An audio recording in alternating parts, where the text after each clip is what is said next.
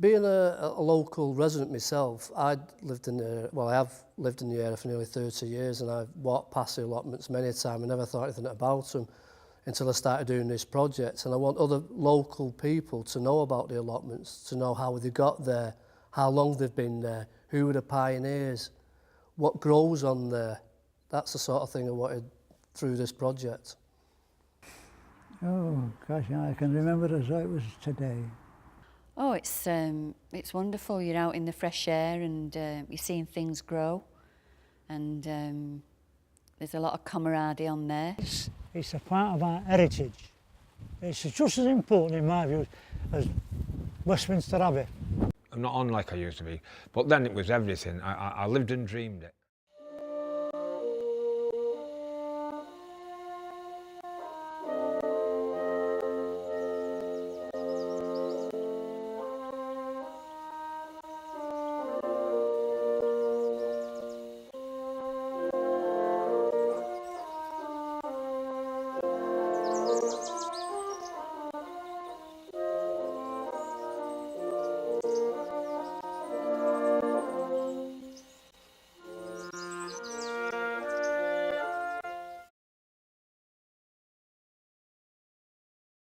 They started around about 1916. There were two sites originally. One was the end of the playing fields, council site, and another private site was back of the racecourse. There's a constitution which starts in about 1918 for the Kersal Vale allotments.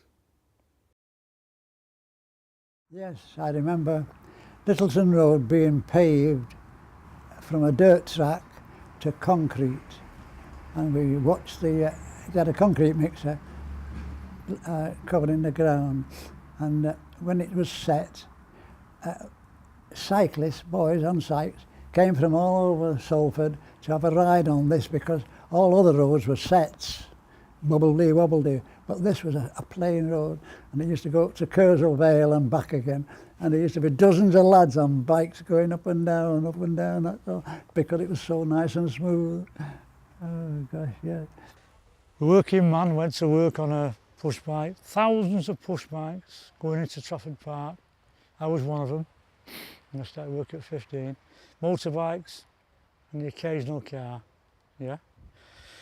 No more mobile telephones, no TV. Your local entertainment was the picture-drome or the picture house, yeah, for your entertainment. It was beautiful. Everybody used to come from all over and walk up the road to Cousins' soap factory. You know, to be quite truthful, they called it the Monkey Run.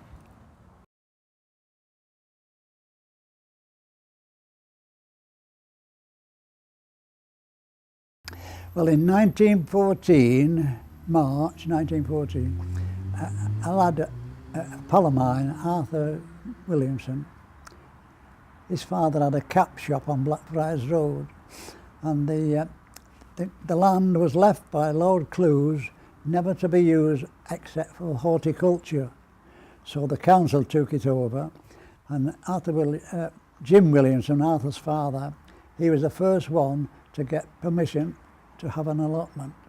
So we got there, and we opened a gate at the side. It was blocked off like that, the field was. That's where the hotel was built. But we went in at the side here, and we had a spade and an axe, and we chopped sods and then lifted them up and stacked them. And that was the first start of the allotments, 1914, March 1914. I was exactly 21 years of age. I'd just come out of the army, just done 2 years in Germany, national serviceman, among the last to be called up. And I moved down here, and I met a guy who's had a plot, and he said, when do you get a plot? So I got one. And I live round here now, I've been here for 45 years. I first went on about 35 years ago. And the reason I went on is that an old friend of mine had a plot, and the more I went down listening to him, the more interested I got. He taught me everything that I know. So I was very keen on it at the time. Well, it was my husband actually. When we first got married 32 years ago, a friend of ours and his wife had an allotment at Kersall there, and he asked my husband, why don't you come and join us, get a plot? So that's how we did. We used to have one lad on here, he was an Elvis Presley fan, and he used to dress up as Elvis Presley. Yeah, oh yeah. It's hard to explain because everybody's different on here. You've all got a character trait, you know what I mean. Some are raving idiots, some are singers, some are philosophers. It's hard to pin down. So it's a good cross-section of people. A lot of good people on here. Oh, what was his name? But he used to go to the Smithfield Market and give them a lift there early in the morning, 6 o'clock in the morning. And he didn't get money, he used to get flowers. And he used to go into town then, and on Deansgate, stop gentlemen going to their office and give them a flower, and they used to give him a tip, you know. And what was it? Oh, God, I can't for the life of me think of his name. I can see him now. He used to wobble about on these flowers, and he was. He left home, his mother wouldn't have him in because he pinched the rent once, so she turned him out, and he used to sleep anywhere. Oh, I can't think of his blooming name. Oh, an old guy, we used to call him Old Mac, Mr. Macaboy. And in them days, several of us used to go in the racecourse for a drink, and then at dinner time we went back on the plot, and he used to have a huge cooking pot, and he used to make big soups and everything with all the vegetables off the allotment. So you never knew what you were going to get. But we ate it, it was always good.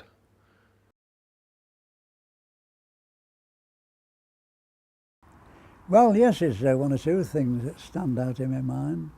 The most important one was 1914, watching the soldiers go to war.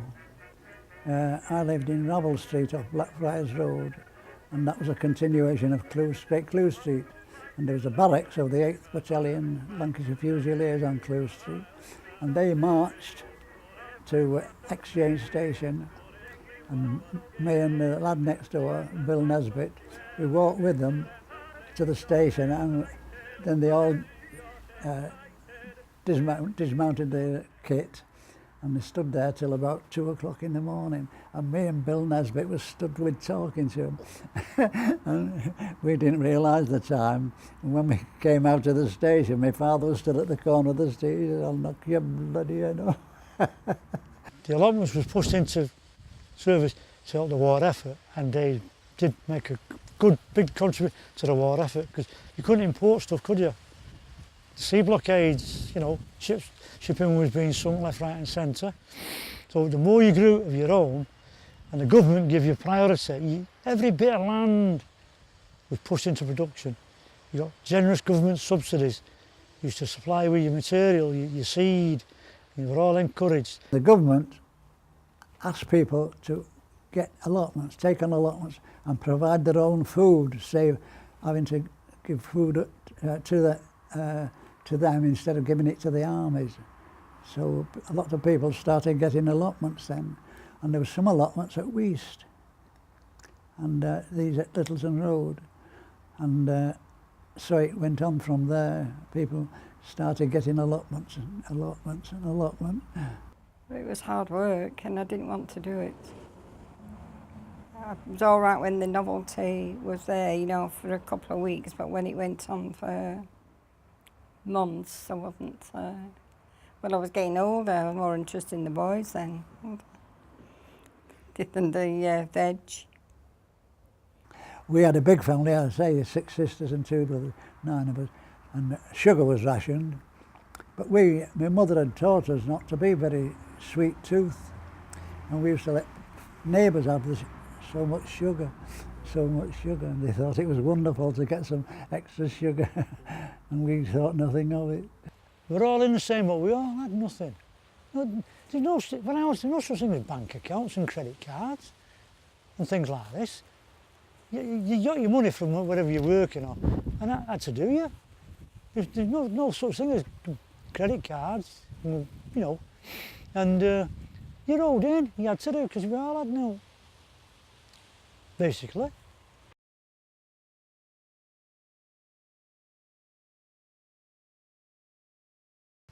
I would say that there's no urgency. When I mean urgency, if your crop fails, so what? Pick on the precinct, get your grub.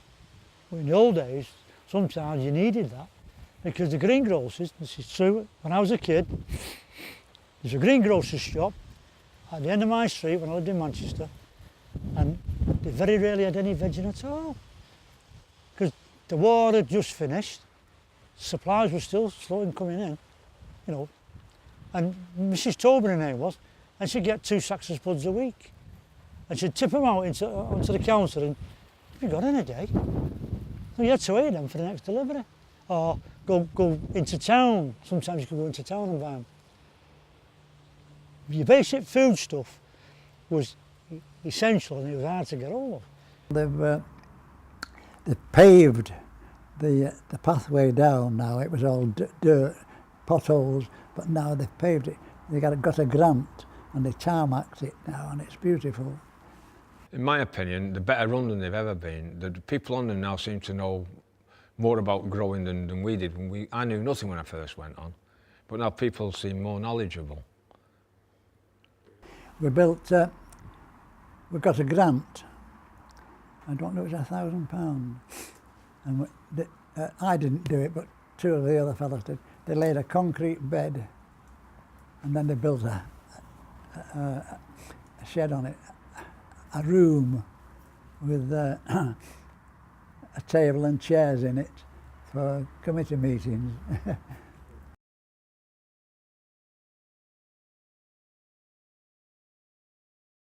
Well, I hope they continue to be looked after. They're a valuable asset to go and get your own, dig your own potatoes, get your own carrots, get your own tomatoes. Oh yeah. That they continue to keep going as they are now. If they can get any better improvement, I think the people on it now are doing a good job now, and I'd like to see it continue for a long, long time. Well, all I can say is I just hope it goes on and on the way it is now. And I hope all this redevelopment that's happening in the area in years to come doesn't affect the allotments, because it'd be a shame for the community around here. It's a typically, I say English, but you've got allotments in Wales, you've got them in Scotland, you've got them in Ireland. But it's typical British, in my view, right? I mean, on here now, we've got ethnic minorities on here now. Like I say, we've got an Arab in the corner, keeps pigeons, Orthodox Jew boy in the corner who grows, we've got Welsh, we've got Irish, we've got Scotch, and we've got Italian. But we've all got one thing in common. We all like gardening and we grow stuff. And this is a part of our history. It's just as important as the Battle of Hastings, in my view, 1066. Harold getting his eye shot out, silly bugger. It's just as important. It needs to be preserved. It's just as important, I think. And I want to see every plot on here works, and it'll be back into its prime again.